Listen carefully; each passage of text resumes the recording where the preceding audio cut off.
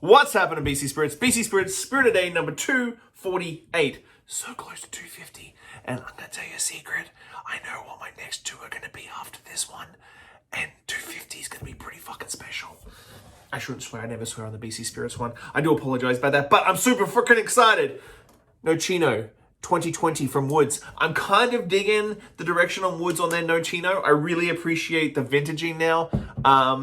What does the vintaging mean to me? It means that I'm going to collect every single vintage and taste them because it's going to change in the bottle and age in the bottle. It's going to be fantastic. So let's chuck a little number in the glass.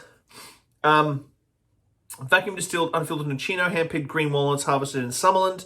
If you go onto their Instagram, they show tons of great pictures of their green walnut farm. There is a little extra something in there, but they haven't mentioned it this year. I believe there's got coffee and stuff. They may have changed it up this year. But the vacuum distillation, we've talked about this with their Amaro. Vacuum distillation is going to give you a very, very unique flavor profile. What it does is it takes out all the oxygen in the process, and then everything boils at a much lower temperature. So while you think boil is a aggressive 100-degree like boil, this boils much, much lower, so it extracts different flavors. It doesn't boil at 100, it boils at something like, I think, don't quote me on this, about 60 degrees, maybe even lower. But what that does is it extracts flavors and it doesn't cook it. It slowly extracts those flavors. Ooh. Super funky on the nose in a good way, like almost like you've just pulled that sort of walnut leaf and you've got it in your hand, you're scrunching it up. But then you get that deep dunk of the walnut straight through the floor. I want to say it smells like a library full of old books, like an old walnut-built bookcase library. But that's very Ron Burgundy of me, so I can't do that.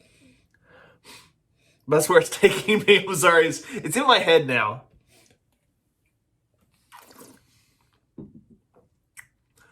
Oh, wow. On the palate, though, it's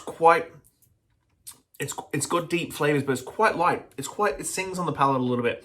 I was expecting on that nose, like just that super sickly sweet, thick Nocinos you get from Italy, but this one, because of that vacuum distillation, it stays bright. It stays like a myriad of different flavors from that light, bright sort of green walnut leaf sort of feel all the way through the deep like green walnut itself. So you got like leaf all the way through and coffees and chocolates in between.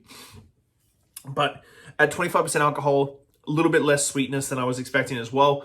Really dry on the finish, to be honest with you. Like all I've got in my mouth now is just green walnut and coffee.